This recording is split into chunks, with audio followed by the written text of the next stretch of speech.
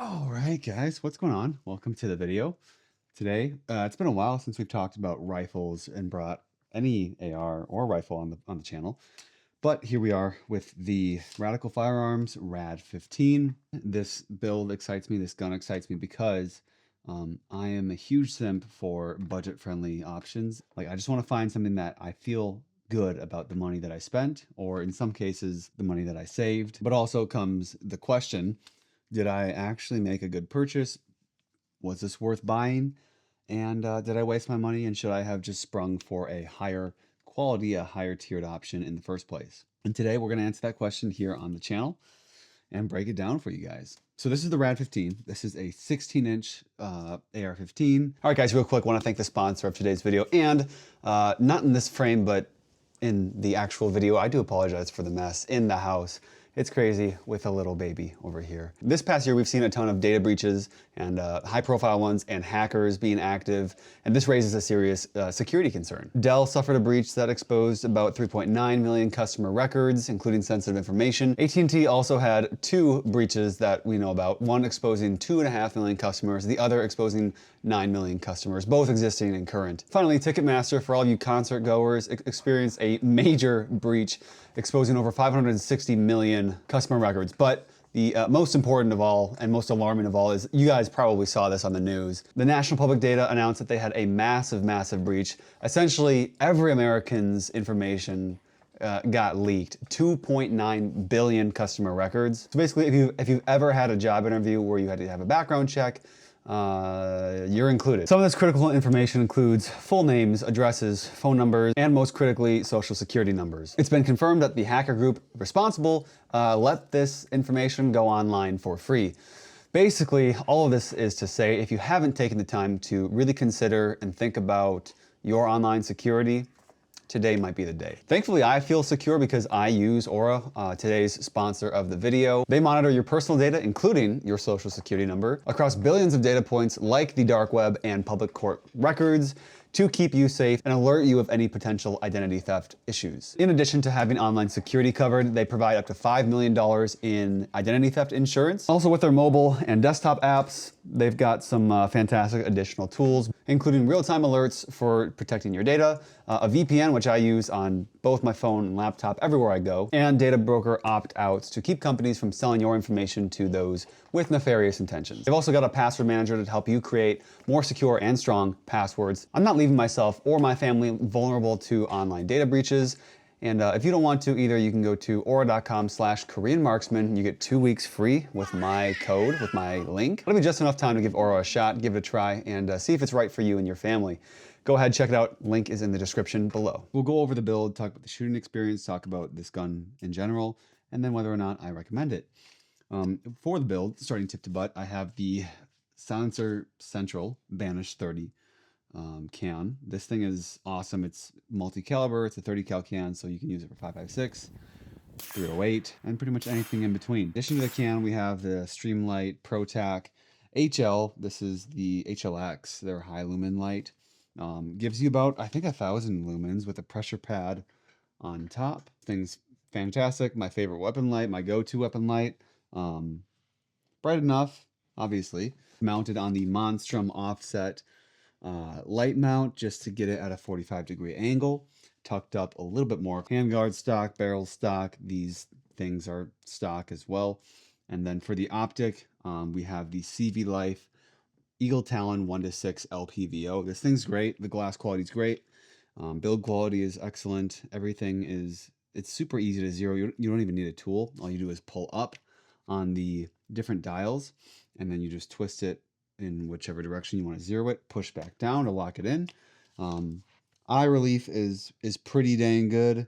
You're not looking at a true 1. You're looking at some magnification at the 1 power, but that can be expected for budget optics.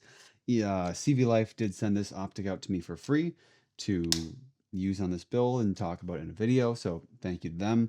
In addition to that, they sent the offset red dot mount. This is their CV Life Wolf Covert RMR red dot that I have just set offset with a UTG RMR offset kind of riser thing. And yeah, love this for the gun, love this for the build. I'm going to be moving this optic, migrating it to my Glock after this video. Yeah, I've enjoyed the shooting experience with both of these optics from CV Life. That's all the additions made here. Everything else is bone stock, how you would get this gun from the box if you bought it from the store.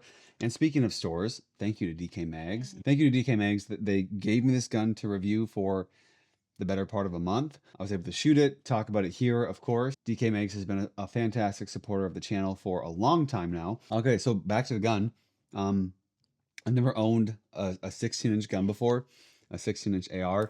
I'm kind of a short-barreled simp, if you would. And so far, the experience has been quite pleasant. And you can definitely tell it's a 16-inch gun, especially with the can on there. It's heavy.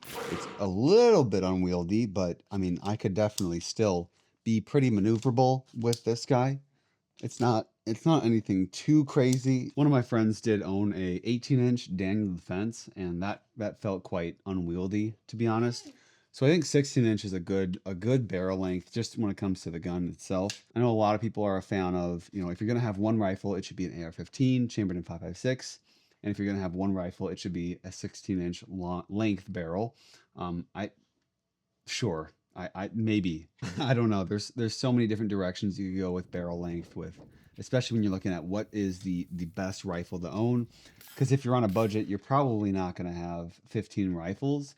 If you get to that point, you might have been better off investing in a higher quality rifle, something like a BCM or even upwards Daniel Defense, and having fewer of those. Assuming that you're here for the budget content, I think that maybe if it were me and I was talking to another 5'5" short king brother, I wouldn't recommend a 16-inch as their only gun, as their only rifle. It feels like it is more well suited for the 100 to 600 yard job. And I think it leaves a little bit to be desired when it comes to the 0 to like 150 range. So maybe something like a 12.5, a 14.5. When you go from 12.5 to 14.5 in barrel length, that is the barrel length change that you will see the least amount of velocity gained when increasing barrel length, as opposed to any other like typical barrel length that you would see, like 10.5 to 11.5, which is the greatest that you see. 11.5 to 12.5, 12.5 to 14.5, 14.5 to 16, 16 to 18 or 20, whatever. So I might recommend something in the 11.5 to 14.5 range if you're gonna just have one gun. But this gun, to talk about this gun specifically, sorry guys, too much whiskey. I know there was some drama years back with Radical Firearms. I can't remember if it was like with parts that they had that was inside of a different rifle and there were some QC errors. But Radical Firearms, they're a manufacturer first. Because they're making their stuff in-house, they're able to pay attention to what goes into it and therefore make it a little bit less expensive for us. You know, a lot of people lost trust in the brand when that said QC issue happened. But I think with the RAD15, they have earned it back. This thing is fantastic, reliable to a T. We had zero malfunctions. Palmetto State Armory, they're another budget-friendly.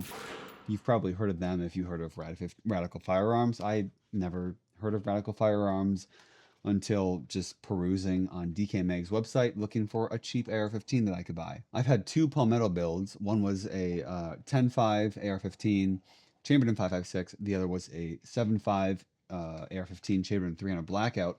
Both of those had light strike issues like constantly. Additionally, on both builds, the trigger pins, these guys right here, walked out on me to the point where the gun was inoperable. So that was another malfunction. So I did have to get the anti-walk pins. Now, granted, one variable is it was an assemble the kit yourself deal. The Palmetto didn't pre-assemble the firearm, unlike how Radical Firearms did. But even outside of this trigger pin issue, I had constant light strikes. This thing has just been reliable to a boring degree, and I'm happy to report that I would trust my life to this. Yeah, all in all, I thought that this review would have a little bit more drama to it. Sorry for the hiccups, guys.